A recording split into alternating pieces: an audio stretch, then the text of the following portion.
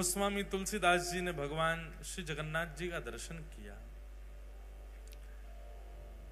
श्री जगन्नाथ जी के 4 द्वार हैं, उत्तर द्वार, दक्षिण द्वार, पश्चिम द्वार और पूर्व द्वार। इन द्वारों के भी अपने अपने महत्व हैं। पूर्व द्वार जो है उसको सिंह द्वार कहते हैं, जो कि धर्म का स्वरूप है। वहीं से ही प्रवेश होता है मंदिर में, उसको सिंह द्वार कहते हैं और वो धर्म स्वरूप माना जाता है।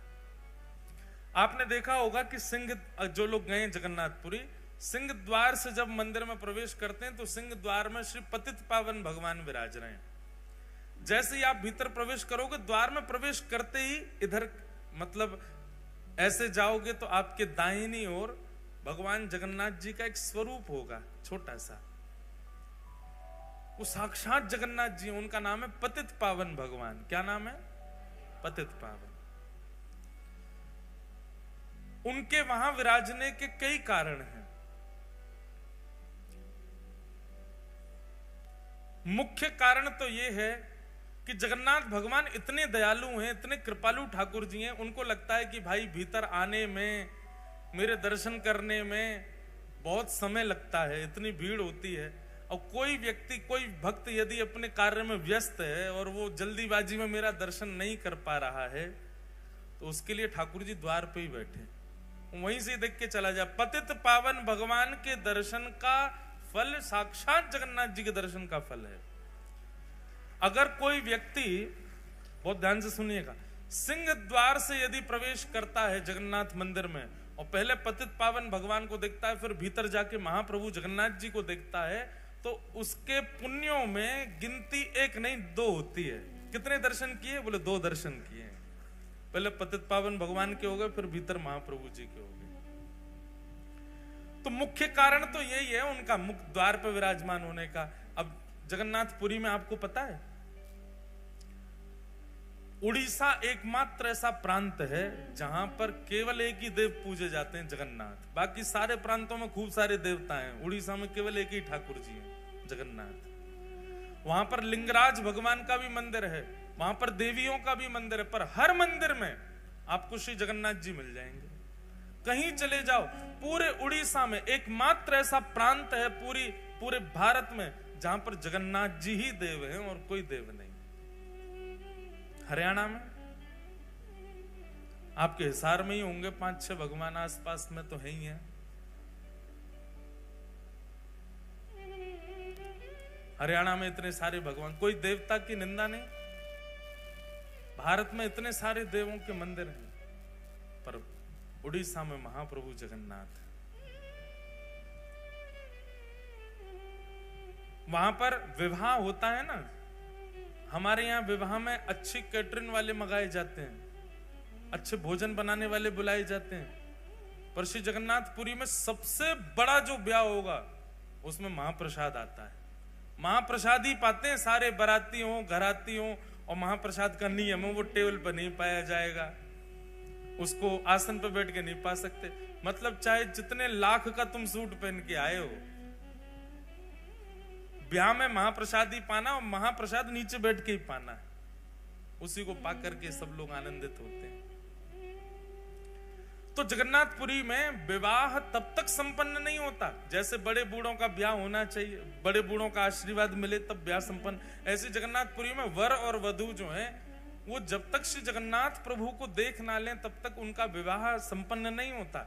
अब विवाह बहुत बड़े ऊंचे स्केल पे हो रहे हैं, बहुत व्यस्तता हो जाती है, भागदौड़ बहुत होती है, तो बेचारे दोनों वर वधू बाहर से पतित पावन भगवान को देख के वहीं माला पहना देते हैं। दूसरा पतित पावन भगवान के बाहर विराजने का स्वरूप यह है कि जब म्लेच्छों ने भारत में आक्रमण किया और मंदिर ध्वस्त करने लगे, तो नियम बना दिए मंदिरों में कि भाई जो वैष्णव नहीं है, जो हिंदू नहीं है, उनको मंदिर में प्रवेश नहीं करने दिया जाएगा। और इसका कट्टर नियम तो श्री जगन्नाथपुरी में ही हो गया।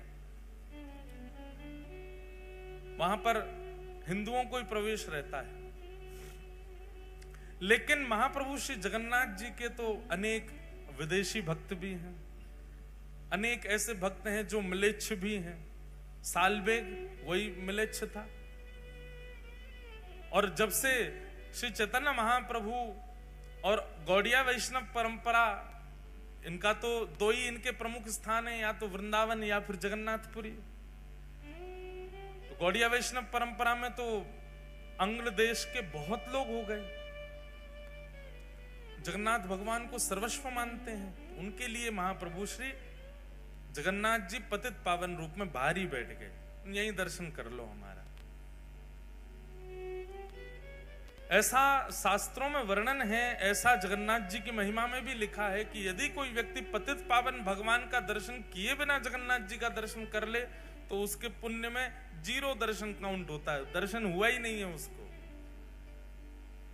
लेकिन पतित पावन भगवान का दर्शन करके महाप्रभु को देखे तब उसके परिपूर्ण दर्शन माने जाते हैं। तो सिंह द्वार ये पूर्व द्वार है, इसी को धर्म द्वार कहा जाता है।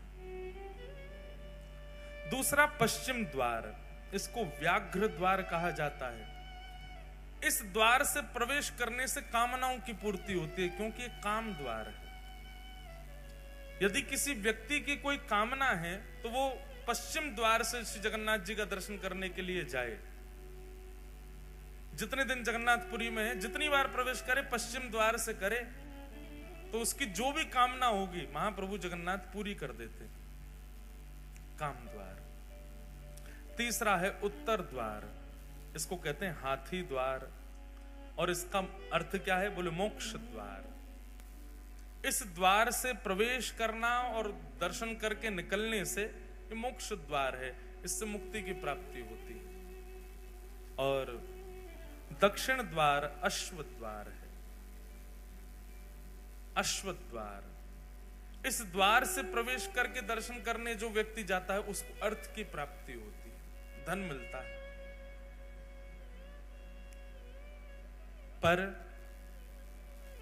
हरि नाम जिसके चित्त में है, हरि जिसके भीतर विद्यमान है, वो किसी भी द्वार से प्रवेश कर जाए उसको चतुर्विध पुरुषार्थ नहीं मिलता है। जैसे जिसके चित्त में कामना नहीं है, जिसके चित्त में मोक्ष की इच्छा नहीं है, जिसके चित्त में अर्थ की कामना नहीं है, वो किसी भी द्वार से प्रवेश कर जाए, उस द्वार की महिमा जाने बिना प्रवेश कर जाए तो उसको पंचम पुरुषार्थ की प्राप्ति होती है। पंचम पुरुषार्थ क्या है? प्रेम। श्री जगन्नाथ जी उसको प्रेम प्रदान करते। इस प्रकार महाप्रभु श्री जगन्नाथ जी के ये 4 द्वार हैं। इन 4 द्वारों से श्री जगन्नाथ जी के दर्शन करने को वैष्णव जन प्रवेश करते हैं, दर्शन करने भीतर जाते हैं। महिमा बहुत सारी है, सब प्रकार के तीर्थ अंदर विद्यमान हैं। महाप्रभु जगन्नाथ जी के समस्त देवी देवता अंदर ठाकुर जी के पास बैठे हैं। फिर आज क्या है? एकादशी।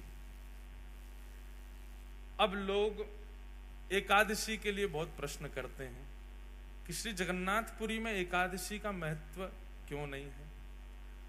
ऐसा नहीं है कि महत्व नहीं है, एकादशी का बहुत बड़ा महत्व है, पर वहां व्रत नहीं किया जाता। अगर एकादशी के दिन आप श्री जगन्नाथ धाम में हैं तो उस दिन स्कंद पुराण में कहते हैं बाकी के दिन महाप्रसाद पाओ पेट भर के, लेकिन एकादशी के दिन महाप्रसाद पाओ आकंठ। गला आपका यहां तक भर जाना चाहिए, जितनी भूख लगे वहां से ज्यादा पाओ। क्यों? बोले एकादशी के दिन जगन्नाथ भगवान के नेत्र 1-1 फीट और बड़े हो जाते हैं। आंख खोल के देखते हैं आज मेरा प्रसाद कौन नहीं पा रहा है। वादा ना तो ठाकुर जी और ध्यान से देखे। तो एकादशी के दिन महाप्रसाद की बड़ी महिमा है। लेकिन याद रहे, जगन्नाथपुरी जाकर के यदि कोई व्रत करता है एकादशी का तो उसकी संपूर्ण पूर्व की एकादशी निरस्त हो जाती है।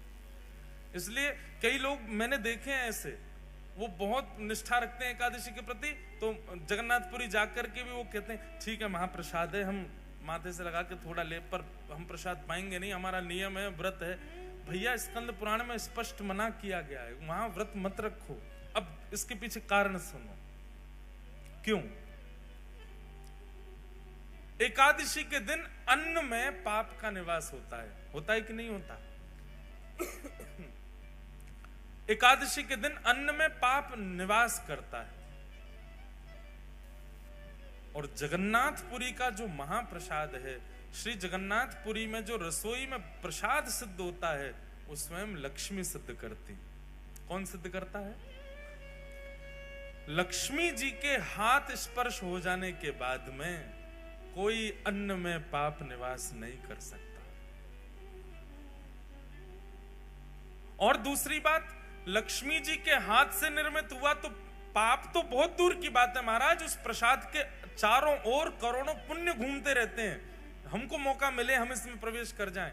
उसके बाद जगन्नाथ, जगत नियंता जगन्नाथ भगवान उसका भोग लगा रहे हैं और हम उस समय एकादशी की प्रधानता मान रहे हैं। हम कैसे मान सकते हैं एकादशी प्रधान है उस दिन? हम एक नियम और बताएं, संतों की आज्ञा से बता रहे हैं। एकादशी आपका व्रत चल रहा है, आप हिसार में बैठे हो, आपका व्रत हो रहा है, आप निर्जला कर रहे हो या जैसा भी आपका व्रत का स्वभाव रहता है वैसा आप व्रत कर रहे हो, बहुत अच्छी बात है। निष्ठा एकादशी की होनी चाहिए। उसी समय वृंदावन से हमारे गिरिराज जी से कोई वैष्णव आए और माँ का 56 भोग लेकर के आए और आकर के आपके घर पर प्रदान किया। अब प्रसाद का नियम क्या है?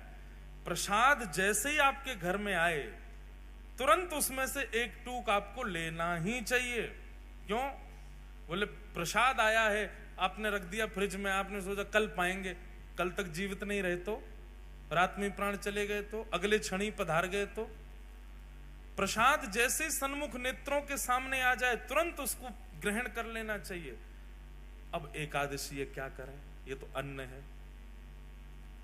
अगर आपने उस समय प्रसाद को अन्न माना तो आपकी एकादशी निरस्त हो जाएगी। उसी समय आपके सन्मुख जैसे ही प्रसाद आवे तुरंत लीजिए और तुरंत लेकर के एक टुक मुख में धारण कर लीजिए। क्यों? वस्तु में पाप निवास करता है, व्यंजन में पाप निवास करता है, अन्न में पाप निवास करता है, प्रसाद में पाप नहीं रहता। इसलिए प्रसाद के प्रति ये बुद्धि मत रखो।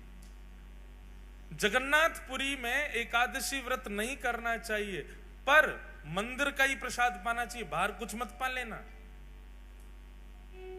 महाप्रसाद पाओ। लक्ष्मी ने बनाया है, जगन्नाथ का अधरामृत है, उसको पाने से तो एकादशी पुष्ट होती है। इसलिए वहां एकादशी व्रत का नियम नहीं। और सबसे बड़ी बात बंधुओं एक हमारी सुनिएगा, प्रसाद को कभी भी व्यंजन मत समझिए। प्रसाद चाहे जगन्नाथ जी का हो, चाहे राधारमण लाल जी का हो, राधा वल्लभ लाल जी का हो, बिहारी जी का हो, श्री गिरिराज जी का 56 भोग हो, उसके प्रति व्यंजन बुद्धि, उसके प्रति पदार्थ बुद्धि बिल्कुल मत रखिए। उसमें स्वाद आ रहा है तो ज्यादा पाना, ऐसा भी भाव मत रखो। साक्षात ठाकुर जी का स्वरूप है, उसी भाव से ही उसको सेवन करना चाहिए। मूलतः एकादशी अन्न के लिए है, प्रसाद के लिए नहीं। इसलिए जगन्नाथपुरी में एकादशी का नियम नहीं है, वहां नहीं करना चाहिए। कई कथाएं आती हैं, जिन जिन लोगों ने एकादशी नियम रखने का प्रयास भी किया, श्री जगन्नाथ जी ने उनको तुरंत ही अवगत भी करा दिया कि भाई तुम यहां एकादशी मत करो, एकादशी करनी है दुनिया में करो। अब लेकिन कई बातें आती हैं, बहुत सारे प्रकार के भाव आते हैं। एक जगह ऐसा भाव आता है कि श्री जगन्नाथ भगवान जो हैं वो साल भर तो दाल भात पाते ही पाते, महाप्रसाद पाते हैं, लेकिन स्नान पूर्णिमा के बाद जब ठाकुर जी अस्वस्थ हो जाते हैं, 15 दिन के लिए रथ यात्रा से पहले श्री जगन्नाथ भगवान अस्वस्थ होते हैं, तो 15 दिन ठाकुर जी महाप्रसाद का भोग नहीं लगाते, तो मतलब अपनी साल भर की जितनी एकादशी ठाकुर जी तभी कर लेते हैं।